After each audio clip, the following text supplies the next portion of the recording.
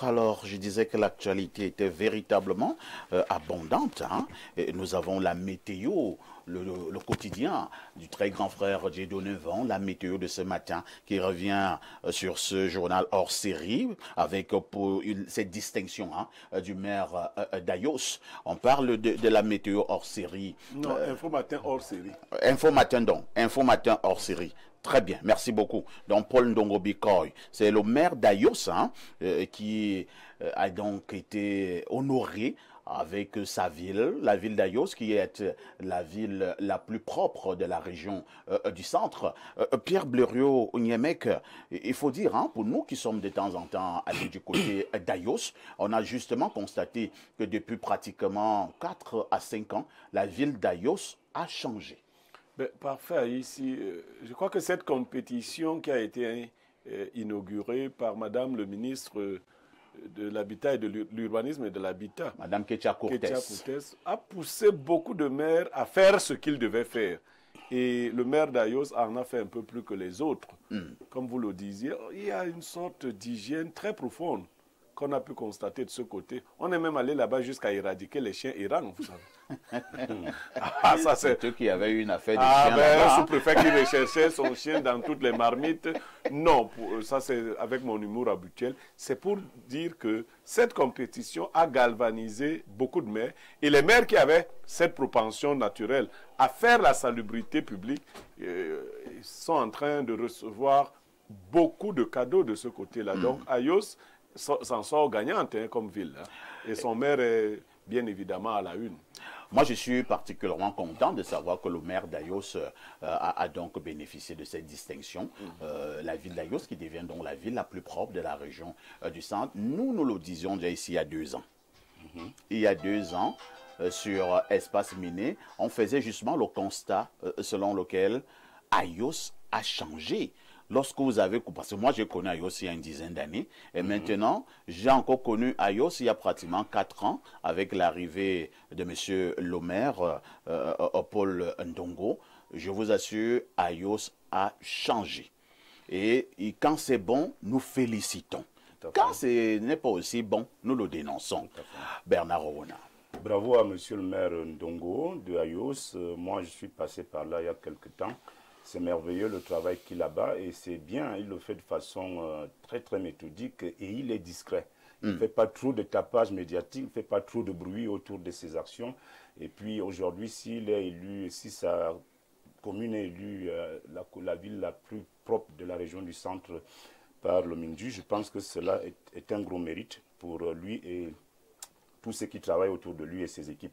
Donc, il faut également préciser, moi je peux le dire comme ça, à distance, je ne le connais pas personnellement, c'est quelqu'un qui travaille beaucoup avec les journalistes, il travaille discrètement aussi avec la presse, il soutient certains journaux, et c'est tant mieux parce que le tout n'est pas que la presse relaie, mais il faut quand même des personnes qui sont capables d'appuyer la presse pour qu'elle puisse fonctionner, pour qu'elle puisse survivre. Donc, il fait partie de ces gens-là qui le font de façon parfois désintéressée, parce qu'il ne soutient pas seulement la presse qui parle en bien de lui. Parfois, il soutient une presse qui tire même à boulet rouge sur sa personne. Donc, c'est un leader politique qui est très, très, très apprécié dans l'Union Infumo et Ayos particulièrement. C'est quelqu'un qui fait de bonnes choses et nous devons lui tirer un coup de chapeau. Bernard Owona, vous avez dit quelque chose tout à l'heure, hein? Vous ne le connaissez pas personnellement. Je vais également avouer que ce monsieur, moi, je ne l'ai jamais vu. Jamais vu. S'il écoute l'émission, nous ne nous sommes jamais rencontrés. Jamais du tout. Mais nous apprécions son travail. Oui. Alors, à l'Indouk, il y a Cameroun Tribune, hein? C'est le quotidien gouvernemental, un quotidien que dirige notre grande sœur Marie-Claire Nana, qui a interviewé le professeur Jacques Famendongo, ministre d'État, ministre de l'Enseignement supérieur, secrétaire à la communication du côté du Rassemblement démocratique du peuple camerounais, au sujet justement de l'actualité de l'heure. Moi j'appelle déjà cette actualité l'affaire Bello et Chiroma. Jacques Famendongo dit ceci: il n'y a rien de nouveau. Jacques Famendongo est arrogant? Bon, vous savez, il n'y a rien de nouveau sous le soleil. Peut-être que le ministre de l'Enseignement supérieur veut le prendre sous cet aspect-là. Des alliances qui se défont, des repositionnements stratégiques dans le champ politique, des surenchères. politique, question de redorer son blason. Peut-être que sous cet angle, il a raison, qu'il n'y a rien de nouveau. Et si c'est en arrière-plan, dans une espèce d'ingénierie politicienne, une manœuvre, une machination du RDPC, peut-être qu'il a un droit de prendre une posture d'arrogance et de suffisance et de dire il n'y a rien. Les maîtres sont à la manœuvre. Les marionnettistes sont derrière. Est-ce qu'en ce moment, si jamais ils prenaient cette posture d'arrogance et de suffisance, est-ce que c'est une meilleure posture à quelques mois d'une élection présidentielle? Est-ce que ça fait véritablement l'affaire du RDPC et maintenant de leur champion, le président Biya? Non, il n'y a pas de risque zéro. Prendre une posture de suffisance et d'arrogance pourrait avoir son coût. Il y a des risques. Pourquoi? Parce que dites-vous bien que le Nord est un espace géographique déterminant dans l'issue de la présidentielle à venir. Et il suffit simplement d'une redistribution de cartes entre les fils de cette aire géographique en question et un repositionnement stratégique qui veut qu'on parle d'une seule voix. Et je peux vous garantir que cette espèce de suffisance et d'arrogance va tomber comme château de cartes. Merci. Ça, c'est le gros risque. Merci Alain Douk. Accueillons également cet autre invité qui nous a retrouvés sur ce plateau. Il sort des DEA. Il a fait des pieds et des mains pour nous retrouver dans ce studio. Lui, c'est Raymond Chia Zok. Bonjour. Bonjour, M. Parfait ici et bonjour à tout le panel. Bonjour à tous les téléspectateurs d'Info TV. Comment vous allez? Je vais bien. Et souligne que vous êtes homme politique, mais également juriste. Oui, je suis le président national du regroupement des démocrates indépendants RDI. Professeur Jacques Famondongo, parlant de cette affaire Bello et Tiroma, pense tout simplement qu'il n'y a rien de nouveau. Votre regard? Oui, vous savez que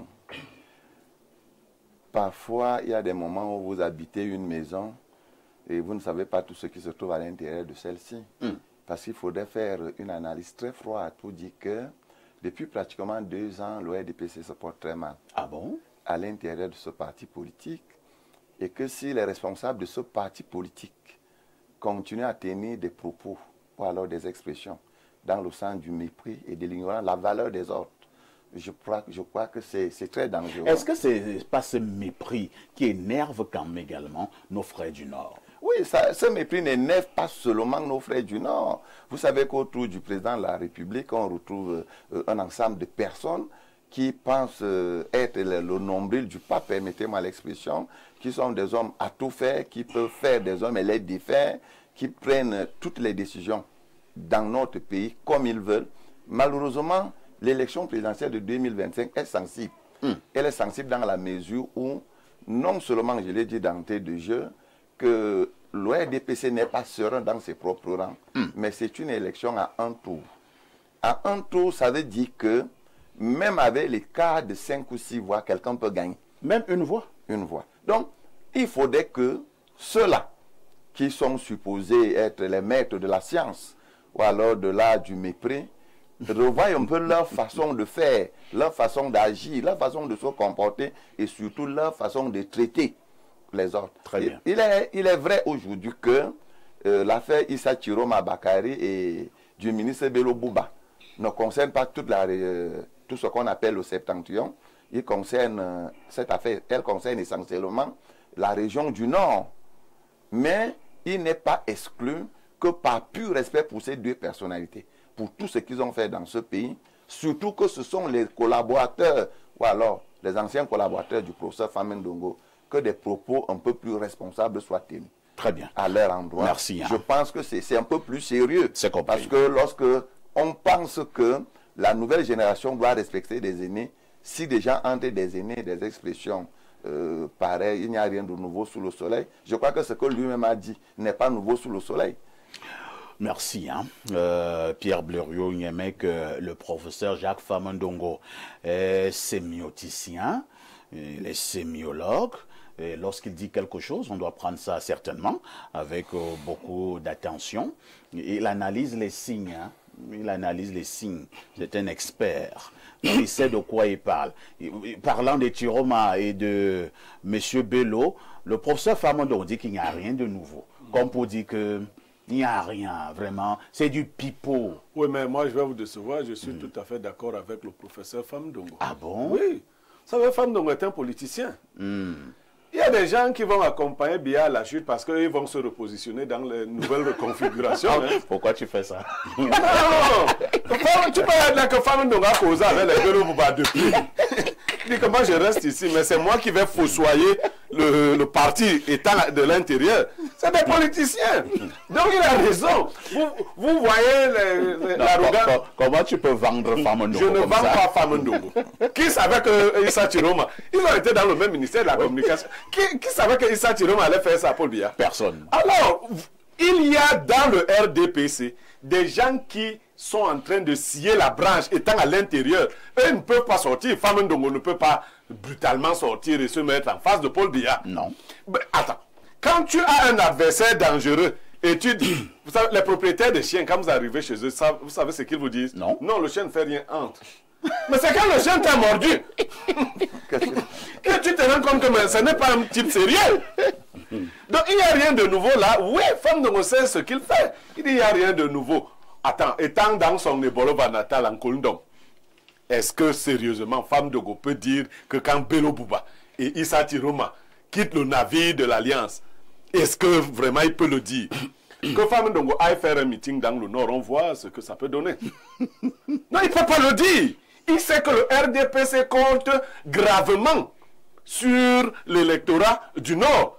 Et s'il montre de l'arrogance, soit il est avec les gens là, c'est-à-dire avec Bello Bouba et Issa Chiroma, et il fait un jeu. Cinquième colonne. Oui, bien sûr. Soit il fait de la niaiserie. Je ne vais pas penser qu'un professeur comme peut faire de la niaiserie. Donc je soupçonne davantage qu'il est avec ces gens-là. On ne peut pas s'amuser. Et puis à mon frère, je corrige. Non, non. L'affaire Issa Chiroma et Bello Bouba ne se limite pas au Nord. Non, non, pas du tout. L'UNDP tient déjà tout la Damawa. Voilà donc. Et Issa Chiroma est en train d'infiltrer l'extrême Nord. Et vous savez que nous, les Camerounais, nous sommes d'abord fourbes et hypocrites. Nous, en général. Très bien. Donc les gens peuvent te présenter un visage alors qu'ils ne cherchent que quelques alliances pour te trahir. Ne soyez pas surpris qu'il y ait un basculement. Et puis je sors, hein, il y a un journal qui a dit là que l'alliance Issa Chiroma fragilise la vraie opposition. C'était le messager. La vraie opposition serait laquelle? Si le messager le dit, ça vous surprend, Blériot? Bon, ça ne me surprend pas. Compte tenu d'une certaine actualité, il y a 3 semaines. Non, ça ne me surprend pas. Un jour, on va aussi nous dire qui ont les actions de messager.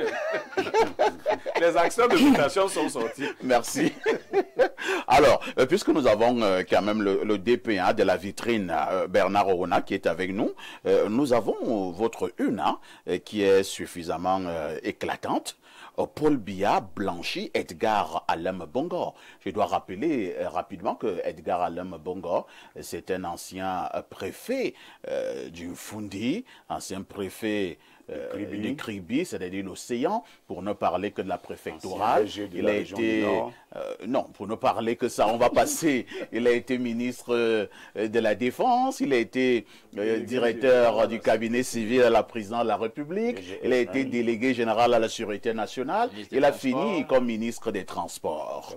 Alors, vous dites donc que Paul Biya blanchit Edgar Alem Bongor. Comment Paul Biya peut blanchir quelqu'un et il reste toujours en prison?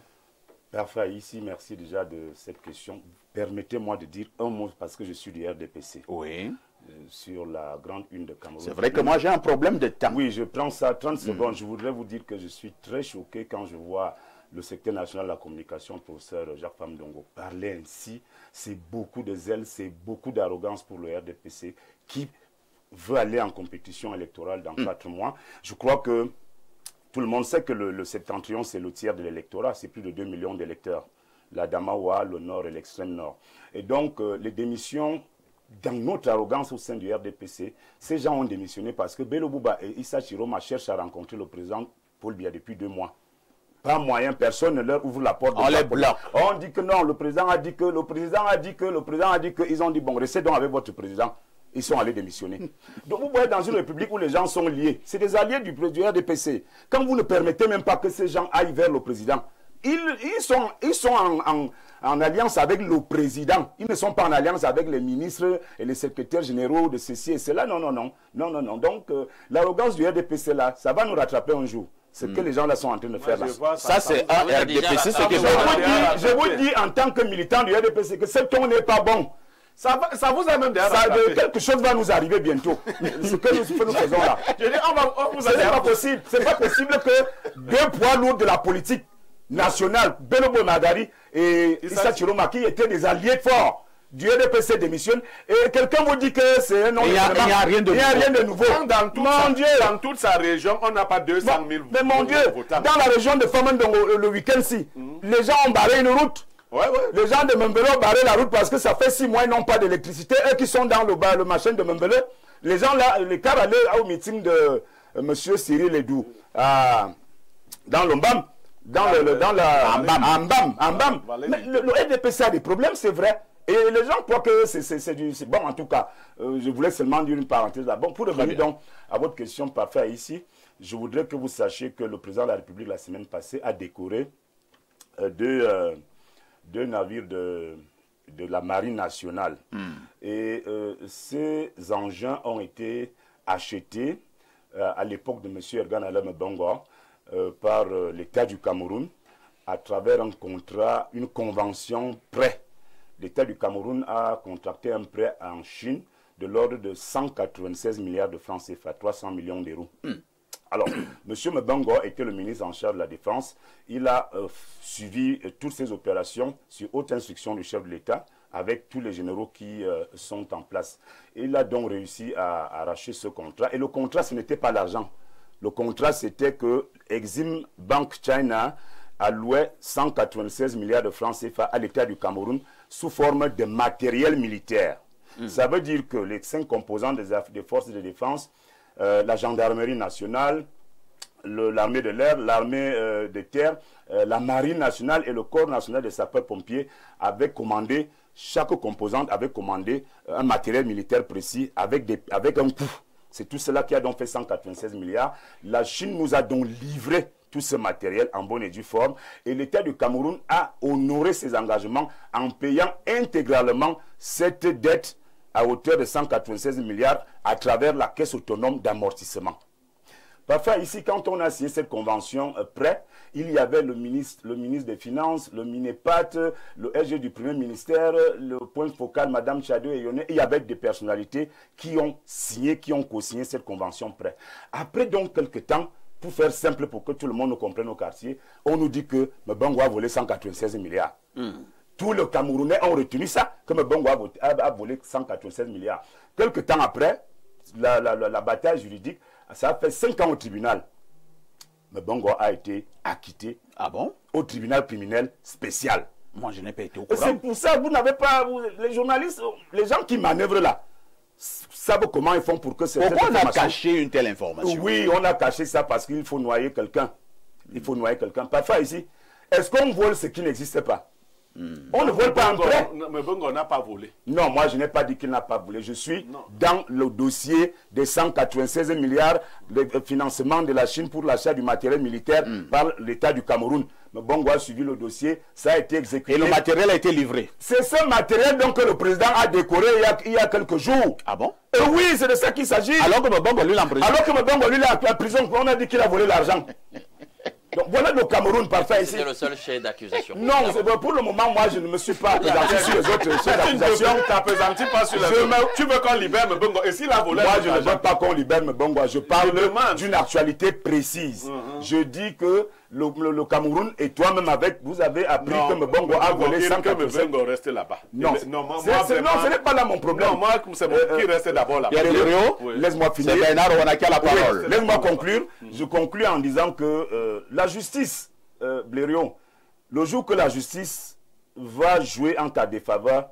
Je suis de vos radars. Moi, n'a pas peur. Là, je te précise. Votre truc que vous dites là, moi, n'a pas peur d'être là. La prison ne dépasse pas la vie que j'ai eue en vos radars. Ah, ok, d'accord. Non, je te précise. Moi, je voulais. Je ne fais pas partie des gens qui ont les joues. À toutes fins utiles et pour la bonne compréhension de nos téléspectateurs, je conclus en disant parfait ici que Mbongo a été arrêté et mis en prison pour une affaire imaginaire de détournement de 196 milliards. Pour un matériel militaire, qui a été acheté en Chine, qui a été régulièrement payé par l'État du Cameroun à travers la Caisse autonome d'amortissement, et lui croupit en prison, et le tribunal criminel spécial l'a acquitté. Et le ministère public a fait appel. Vous savez que au niveau du TCS, l'appel c'est à la Cour suprême. Très bien.